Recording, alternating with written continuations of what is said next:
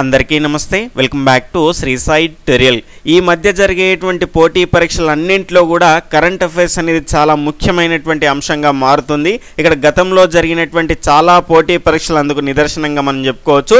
Recent గా జరిగినటువంటి constable కు సంబంధించినటువంటి మెయిన్స్ కి సంబంధించినటువంటి తుది రాత పరీక్షలో గనుక చూసుకుంటే దాదాపుగా 30 వరకు ప్రశ్నలు అయితే రావడం జరిగింది। అంటే ఒక జాబ్ ని డిసైడ్ చేసేటువంటి ఫ్యాక్టర్ గా మన కరెంట్ అఫైర్స్ అనేది మారుతుంది। కాబట్టి రెగ్యులర్ గా మీరు కరెంట్ అఫైర్స్ ని ఫోకస్ చేయాల్సినటువంటి అవసరం అయితే ఉంటుంది। అయితే చాలా మంది ఏమనుకుంటారు అంటే ఇక్కడ ఫర్ ఎగ్జాంపుల్ గా ఇప్పుడు గ్రూప్ 4 గనుక తీసుకుంటే గ్రూప్ 4 జూలై 1 కి అయితే ఉంది కాబట్టి దానికంటే ఒక నెల ముందు అన్ని కరెంట్ అఫైర్స్ తీసుకొని ఒకేసారి చదువుదాం అనుకుంటారు। అది సాధ్యమయ్యేటువంటి అంశం అయితే కాదు। ఎందుకంటే రెగ్యులర్ గా కరెంట్ అఫైర్స్ అనేటివి చదువుకుంటూ పోతేనే మనకు ఒక అవగాహన అనేది ఏర్పడుతుంది, ఒక సీరియల్ ఆర్డర్ అనేది ఏర్పడుతుంది। కాబట్టి ఆ రకంగా ప్రతి అంశం మన మైండ్ లో ఉంటుంది, సులభంగా నేర్చుకోవడానికి కూడా మళ్ళీ అవకాశం అనేది ఉంటుంది। కాబట్టి కరెంట్ అఫైర్స్ అనేటివి రెగ్యులర్ గా మనం ఫాలో అవ్వాల్సినటువంటి అవసరం అయితే ఉంటుంది। అయితే ఇక్కడ వేటివ్ న్యూస్ వాళ్ళు కనుక చూసుకుంటే ఎవ్రీ సండే మనకు వాళ్ళు మ్యాగజైన్ అయితే రిలీజ్ చేస్తున్నారు। అంటే ఆ వారంలో జరిగేటువంటి ముఖ్యమైనటువంటి అంశాలపైన ఈ రకంగా చాలా కలర్ఫుల్ గా అయితే మన కరెంట్ అఫైర్స్ అయితే అందిస్తున్నారు। కాబట్టి రెగ్యులర్ గా ఫాలో అయ్యేటువంటి ప్రయత్నం అయితే చేయండి। దానికి సంబంధించి మీకు డౌన్లోడ్ చేసుకోవడం రాకపోతే కనుక ఖచ్చితంగా రెగ్యులర్ గా మీకైతే ఆ పీడిఎఫ్ అయితే నేను అందిస్తాను।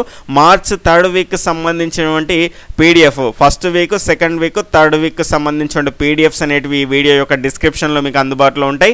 అక్కడ నుంచి మీరు డౌన్లోడ్ చేసుకునే ప్రయత్నం అయితే చేయండి। అదేవిధంగా రెగ్యులర్గా మీకు ఫాస్ట్గా రివిజన్ చేసినట్టు ఉంటుంది కాబట్టి ఆ రకంగా ప్రతి అంశాన్ని కూడా ఫాస్ట్గా మీకు రివిజన్ చేసి అందులో ఉన్నటువంటి అంశాలను మనం డిస్కస్ చేసుకునేటువంటి ప్రయత్నం అయితే చేద్దాం। ఇప్పుడు గురుకుల్లా కానీ మిగిలినటువంటి ఏ పోటీ పరీక్ష తీసుకున్నా ఖచ్చితంగా అలా కరెంట్ అఫైర్స్ అనేది లేకుండా ఉండదు। కాబట్టి ఖచ్చితంగా కరెంట్ అఫైర్స్ అనేది చాలా ముఖ్యమైనటువంటి అంశంగా మీరు గుర్తించాల్సినటువంటి అవసరం అయితే ఉంటుంది। ఎందుకు ఈ రకంగా మాట్లాడుతున్నానంటే చాలామంది కరెంట్ అఫైర్స్ని పక్కన పెట్టేసి మిగిలినటువంటి సబ్జెక్టులు అన్నీ చదువుతారు, కానీ ఇక్కడ కరెంట్ అఫైర్స్ నుంచి కూడా ఒక ఎగ్జామ్లో మనకు 30 వరకు ప్రశ్నలు వస్తున్నాయంటే అది ఎంత మంచి అంశమో మనము తెలుసుకోవాల్సినటువంటి అవసరం అయితే ఉంటుంది। ఇక రెగ్యులర్గా మీకు ఈవినింగ్ అయితే కరెంట్ అఫైర్స్ ముఖ్యమైనటువంటి అంశాలను అయితే అందించేటువంటి ప్రయత్నం చేస్తాను। వాటిని ఏ రకంగా చదవాలి, దానికి రిలేటెడ్గా ఉన్నటువంటి జీకేకి సంబంధించినటువంటి అంశాలను ఏ రకంగా చదవాలి అనేటువంటి అంశాలకు సంబంధించినటువంటి గైడెన్స్ అయితే మీకు అందించేటువంటి ప్రయత్నం చేస్తాను। మనకు శాంపుల్గా మనకి కరెంట్ అఫైర్స్ అనేటివి ఏ రకంగా ఉంటాయో చూసేటువంటి ప్రయత్నం అయితే చేద్దాం। రెగ్యులర్గా రేపటి నుంచి మీకు మార్చ్ మంత్కి సంబంధించినటువంటి ఇక్కడ 3rd వీక్ ఆల్రెడీ 2 వీక్స్కి సంబంధించినటువంటి వీడియోస్ అనేది చేశాను। ఆ లింక్స్ కూడా వీడియో యొక్క డిస్క్రిప్షన్ లో మీకు అందుబాటులో ఉంటాయి, అక్కడ నుంచి చూసే ప్రయత్నం అయితే చేయండి। ఎగ్జాంపుల్గా మనం చూస్తే కనుక హ్యాపీనెస్ ర్యాంక్లో భారత్కి ఎన్నవ స్థానము అంటే ఇక్కడ 126వ స్థానం అయితే రావడం జరిగింది। ప్రపంచంలోనే అత్యంత సంతోషకరమైనటువంటి దేశాల ర్యాంకులను మార్చి 20న అయితే ఐక్యరాజ్య సమితి ఇక్కడ సస్టైనబుల్ డెవలప్మెంట్ సొల్యూషన్స్ నెట్వర్క్ అయితే విడుదల చేయడం జరిగింది।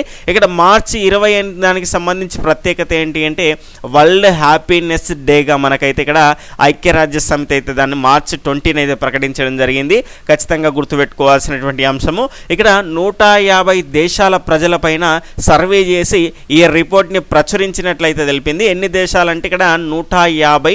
ఇక్కడ ఇందులో ఫిన్లాండ్ మొదటి స్థానంలో నిలవగా డెన్మార్క్ 2వ సంతోషకరమైనటువంటి దేశంగా నిలిచింది। ఇక భారత్ కనుక చూసుకుంటే 126వ స్థానంలో, చివరి స్థానంలో కనుక చూసుకుంటే ఇక్కడ ఆఫ్ఘనిస్తాన్ అయితే నిలవడం జరిగింది। అంటే అన్ని అంశాలను ఈ రకంగా క్లియర్గానైతే మనకు అందుబాటులోకి అయితే తీసుకొని రావడం జరిగింది। నెక్స్ట్ మనకు G7కి ప్రధాని మోదీని ఆహ్వానం అనేటువంటి G7కి ప్రధాని మోదీకి ఆహ్వానం అనేటువంటి అంశం అయితే చూడొచ్చు। భారతదేశ పర్యటనకు వచ్చినటువంటి జపాన్ ప్రధాని కిషిదా ఈ ఏడాది మేలో జపాన్లో జరిగేటువంటి G7 హిరోషిమా శిఖరాగ్ర సమావేశానికైతే ప్రధాని మోదీని అయితే ఆహ్వానించారు। దీంతోపాటు ద్వైపాక్షిక సంబంధాలు, రక్షణ, వ్యాపారము, డిజిటల్ భాగస్వామ్యం వంటి కీలకమైనటువంటి అంశాలపైన ఇరు దేశాలైతే చర్చలు జరిపినట్లయితే ప్రధాని మోదీ అయితే చెప్పడం జరిగింది। ఇటీవల ఏ సమావేశానికి ఇక్కడ ఆహ్వానించారు అంటే G7, అది ఎక్కడ జరుగుతుంది అంటే హిరోషిమాలో జరుగుతుంది। దీనికి సంబంధించిన అప్డేట్ అయితే చూడొచ్చు। ఎన్టీఆర్కు సంబంధించినటువంటి రూపాయలు 100 రూపాయల కాయిన్ అనేటువంటి అంశం అయితే చూడవచ్చు. దివంగత మాజీ ముఖ్యమంత్రి నందమూరి తారక రామారావు ఎన్టీఆర్కి సంబంధించినటువంటి శత జయంత్యుత్సవాల సందర్భంగా కేంద్ర ప్రభుత్వం ₹100 నాణ్యం అయితే విడుదల చేయనున్నట్లు నోటిఫికేషన్ విడుదల చేసింది. 50% వెండి, 40% రాగి, 5% నికెల్, 5% జింకుతో నాణ్యం తయారీ ఉండాలని కేంద్రం అయితే నిర్ణయించింది. కేంద్ర ప్రభుత్వం ఇక్కడ రాష్ట్రానికి, ఒక తెలుగు రాష్ట్రానికి సంబంధించినటువంటి ప్రముఖ నటునికి సంబంధించినటువంటి ఈ రకమైనటువంటి అంశం కాబట్టి ఖచ్చితంగా చాలామంది అభిమానులని సొంతం చేసుకున్నటువంటి వ్యక్తి కాబట్టి ఖచ్చితంగా దీనికి సంబంధించినటువంటి అంశాన్ని గుర్తుపెట్టుకోవాల్సినటువంటి అవసరం అయితే ఉంటుంది.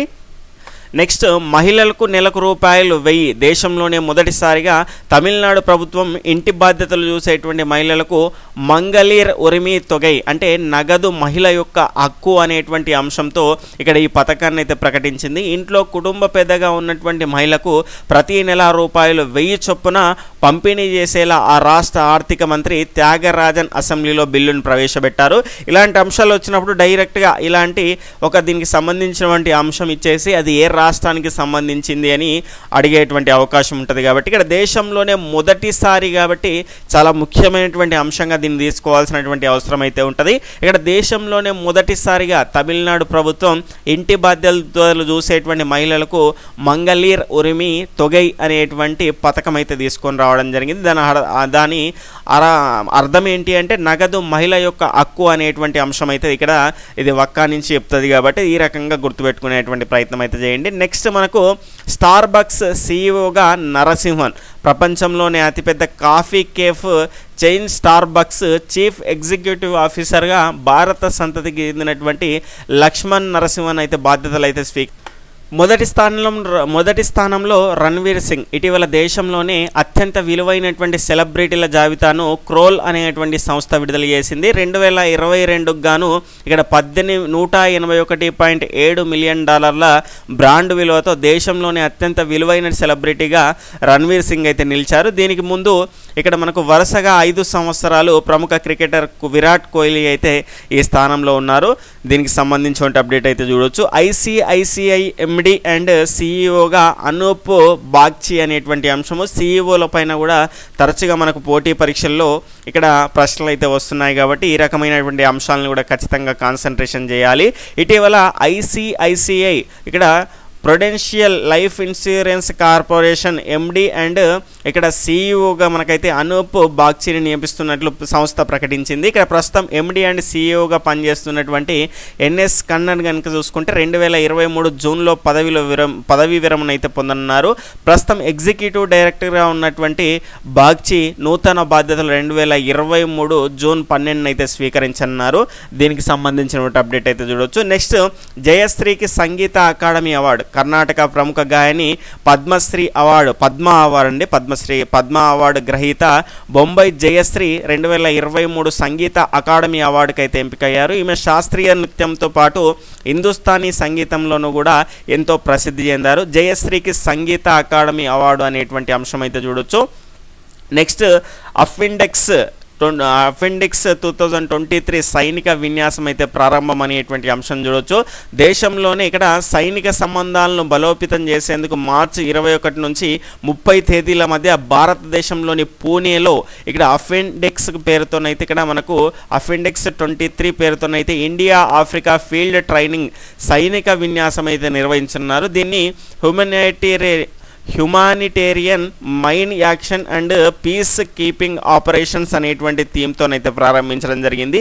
ఇలాంటి సైనిక విన్యాసాలపైన కూడా ఖచ్చితంగా మనం ఫోకస్ చేయాల్సినటువంటి అవసరం అయితే ఉంటుంది. ఈ రకంగా మీకు రెగ్యులర్గా ముఖ్యమైనటువంటి అంశాలను అయితే ఈ రకంగా అందించేటువంటి ప్రయత్నం అయితే చేస్తాను. ఇవంతా కూడా మార్చ్ మంత్కి సంబంధించినటువంటి 3rd వీక్లో జరిగినటువంటి ముఖ్యమైనటువంటి అంశాలకు సంబంధించినటువంటి కరెంట్ అఫైర్స్గా మనం చూడొచ్చు. దీనికి సంబంధించి రేపు కంప్లీట్ వీడియో అనేది మీకు అందించేటువంటి ప్రయత్నం చేస్తాను. ఇక రెగ్యులర్గా మార్చ్ మంత్కి సంబంధించినటువంటి 4th వీక్, అదేవిధంగా ఏప్రిల్కి సంబంధించినటువంటి 4 వారాలు, మేకి సంబంధించినటువంటి మొదటి వారానికి సంబంధించినటువంటి కరెంట్ అఫైర్స్ అనేటివి మీకు వరుసగా వస్తూ ఉంటాయి. రెగ్యులర్గా ఫాలో అయ్యేటువంటి ప్రయత్నం అయితే చేయండి. బాయ్, టేక్ కేర్, జై హింద్.